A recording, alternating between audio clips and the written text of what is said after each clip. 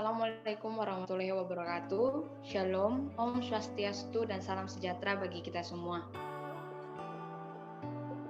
Puji Tuhan kita panjatkan kehadirat Tuhan Yang Maha Esa, di mana atas berkat-Nya kita masih diberi kesempatan untuk bertegur sapa. Kami mengucapkan terima kasih kepada pihak Laboratorium Oleokimia PTKI Medan, di mana memberi kami kesempatan untuk mengerjakan tugas ini yang bertujuan untuk kami lebih memahami modul praktikum ini. Adapun judul modul praktikum yang kami bahas adalah proses esterifikasi dan transesterifikasi. Sebelum kami melanjutkan pembahasannya, ada baiknya kami memperkenalkan diri kami masing-masing. Nama saya Veronica Lumengaul, NIM 1801094. Nama saya Kori Grace Monica Nenggolan, NIM 1801077.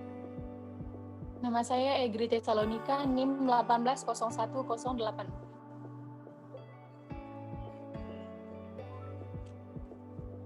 Baiklah, kami akan memulai pembahasan kami.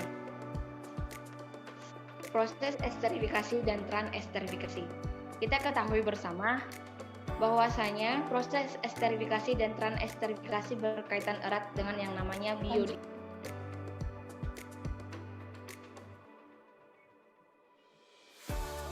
biodiesel merupakan senyawa alkil ester yang dapat digunakan sebagai bahan bakar mesin diesel yang berasal dari turunan minyak atau lemak nabati ataupun hewani. Nah, minyak nabati ataupun hewani yang dipakai untuk pembuatan biodiesel dapat berupa yang kita konsumsi ataupun yang tidak dapat kita konsumsi. Biodiesel itu sendiri merupakan bahan bakar terbarukan yang gencar diteliti saat ini. Kenapa gencar diteliti? Karena biodiesel dapat diperbarui dan lebih ramah lingkungan dibanding dengan bahan bakar minyak bumi. Biodiesel itu sendiri dapat disintesis melalui proses esterifikasi dan transesterifikasi. Pada proses transesterifikasi, biodiesel dapat dihasilkan dengan mereaksikan minyak nabati ataupun hewani dengan katalis basah. Sedangkan pada proses esterifikasi, biodiesel dihasilkan dengan mereaksikan minyak nabati ataupun hewani dengan katalis asam.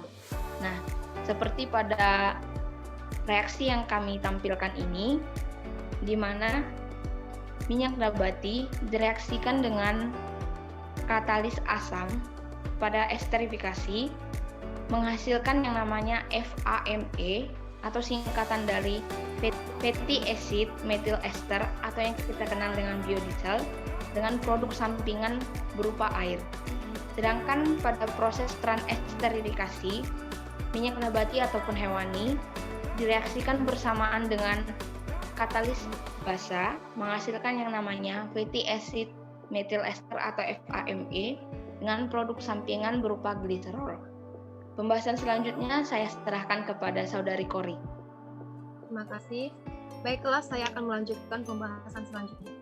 Biodiesel produk proses itu ada perlakuan awal WCO. Itu yang pertama ada reaktor skala lab, yang kedua ada reaktor skala pilot, yang ketiga ada reaktor kolom gelembung, yang keempat teknik gelombang mikro, dan yang kelima metode elektrolisis.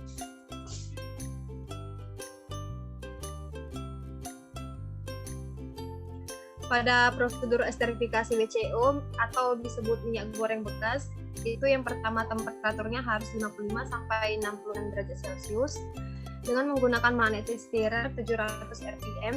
Setelah itu ditambahkan larutan metoksida dan katalis dan ditunggu selama 60 menit dan lapisan atas digunakan untuk reaksi transesterifikasi. Pada prosedur transesterifikasi WCO atau minyak goreng bekas itu, reaksi esterifikasi setelah itu dipanaskan, setelah itu ditambahkan larutan metoksida dan katalis, lalu temperatur 55 sampai 66 derajat Celcius 120 dengan pengaduk magnet. Lalu di produk utama biodiesel yang terletak di lapisan atas dan gliserol sebagai produk sampingan terletak di bagian bawah. Baiklah, pada gambar reaktor berskala lab ini menunjukkan gambar labu alas bulat 3 leher dengan kondensor, termometer, dan Erlenmeyer. Setelah pemisahan pada proses perlakuan awal, maka biodiesel yang dihasilkan dicuci dengan menggunakan air untuk menghasilkan alkohol yang tidak bereaksi dan katalis. Air yang terdapat dalam produk dapat dihilangkan dengan Na2SO4. Dan di sini ada skala pilot reaktor. Di sini menunjukkan maka minyak goreng bekas atau minyak goreng jelantah yang disaring melalui filter pada F1 yang sebelumnya dimuat ke reaktor. Terima kasih. Pembahasan selanjutnya saya serahkan kepada Saudari Egri. Ya, baik, terima kasih. Lanjutan dari biodiesel produk proses diantaranya reaktor kolom gelembung, teknik gelembung mikro, dan metode elektrolisis.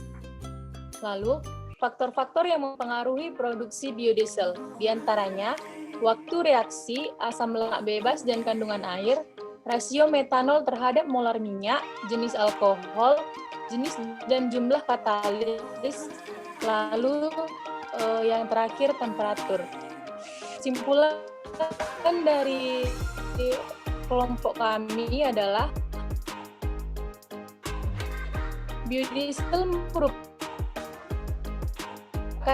yang efektif untuk diesel pada mesin diesel tanpa adanya modifikasi pada mesin. Lalu, esterifikasi dan transesterifikasi. Setelah itu, reaktor batch lebih disukai. Pada properti, units dan value, density, kinematik, saponifikasi, asid, dan iodin dapat dilihat pada tabel yang telah kami sediakan di samping kesimpulan. Terima kasih. Selanjutnya saya serahkan kepada Veronica. Baiklah, sekian presentasi ataupun pembahasan dari modul praktikum proses esterifikasi dan transesterifikasi. Atas perhatiannya kami ucapkan terima kasih kepada penonton dan kami mengucapkan mohon maaf yang sebesar-besarnya jika ada kesalahan baik perbuatan ataupun perkataan.